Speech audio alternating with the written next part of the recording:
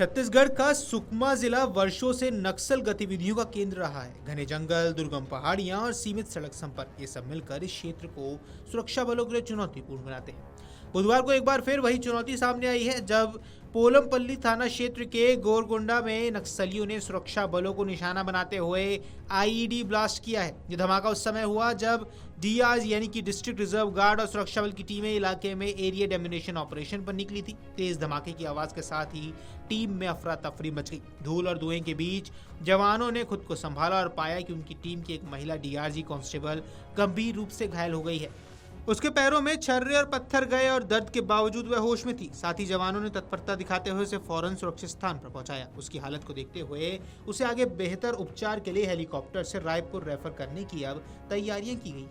ये पूरी कार्रवाई लगभग उसी पेशेवर तरीके से हुई जैसा कि ऐसा नक्सल प्रभावित इलाकों को बार बार अभ्यास किया जाता है। दरअसल सुकमा के एसपी किरण चौहान ने घटना की पुष्टि करते हुए बताया कि गोरगुंडा क्षेत्र पहले भी नक्सलियों की आईईडी गतिविधियों के लिए कुख्यात रहा है। यहाँ जमीन के नीचे गहरे दबाकर बम लगाए जाते हैं जो दबाव पड़ते ही विस्फोट कर जाते हैं। यह बताते हैं कि उसी इलाके में पहले भी सुरक्षा बलों पर आईईडी हमले हो चुके हैं जिसमें एक जवान घायल हुआ था। बार बार की घटनाएं साबित करती हैं कि नक्सली लगातार इसी रूट पर आईईडी प्लांट कर सुरक्षा बलों को नुकसान पहुंचाने की साजिश रचते रहते हैं। घटना के तुरंत बाद सुरक्षा बलों ने आसपास के इलाकों में सर्चिंग ऑपरेशन तेज कर दिया। जंगल में फैली नक्सली पगडंडियां, ताजे पैरों के निशान और संदिग्ध गतिविधियों से जुड़े संकेतों से पता लगाया जा रहा है। ऐसे ऑपरेशंस बेहद सावधानी से चलाए जाते हैं क्योंकि कहीं भी एक और आईईडी छिपा हो सकता है। आपको बता दें, नक्सलवाद भारत की आंतरिक सुरक्षा संकटों में से सबसे बड़ी गंभीर समस्या है। इसकी शुरुआत 1967 में पश्चिम बंगाल के नक्सलबाड़ी से हुई, जहां भूमि अधिकारों और सामाजिक शोषण के खिलाफ किसानों ने हथियार उठाए।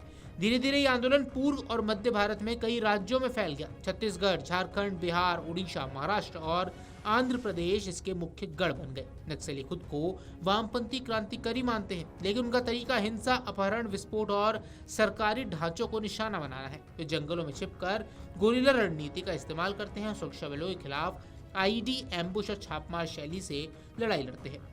इस हिंसा में हजारों जवान और नागरिक जान गंवा चुके हैं। छत्तीसगढ़ का सुकमा, दंतेवाड़ा और बीजापुर जिला इस लड़ाई में हृदय स्थल माने जाते हैं, जहां जंगल का भौगोलिक कठिनाई और स्थानीय जनजातीय आबादी की समस्याएं नक्सलियों के लिए एक जमीनी आधार तय करती हैं। दरअसल केंद्र और राज्य सरकारें पिछले एक दशक से इस समस्या को खत्म करने के लिए बहुआयामी रणनीति पर काम भी कर रही हैं। इसमें 3 मुख्य स्तंभ शामिल हैं। पहला, सुरक्षा अभियान यानी ऑपरेशन ग्रीन हंट, सैमाथन डॉक्ट्रिन और संयुक्त राज्य पुलिस सीआरपीएफ ऑपरेशन जैसे अभियानों के तहत सुरक्षा बलों ने नक्सली इलाकों में गहराई तक पहुंचकर सैकड़ों ठिकाने ध्वस्त किए हैं। विकास और आधारभूत संरचना। दरअसल सरकार का मानना है कि सड़कें, बिजली, स्कूल, स्वास्थ्य केंद्र और रोजगार नक्सलवाद की जड़ों को कमजोर करते हैं। छत्तीसगढ़ में अब दूर दराज के क्षेत्रों तक सड़कें बनाई जा रही हैं क्योंकि सड़कें होने से नक्सली मूवमेंट सीमित होता है और सरकारी सेवाएं पहुंच पाती हैं। तीसरा है सामाजिक पुनर्वास कार्यक्रम। नक्सली छोड़कर लौटने वाले कैडरों के लिए पुनर्वास नीति बनाई गई है जिसमें आर्थिक सहायता, शिक्षा, रोजगार और सुरक्षा दी जाती है। अब हर नक्सली हमला केवल एक विस्फोट नहीं होता, ये सुरक्षा बलों की रणनीति, स्थानीय आबादी के मनोबल और क्षेत्र की स्थिरता पर भी गहरा असर डालता है। Video desk amarujala.com।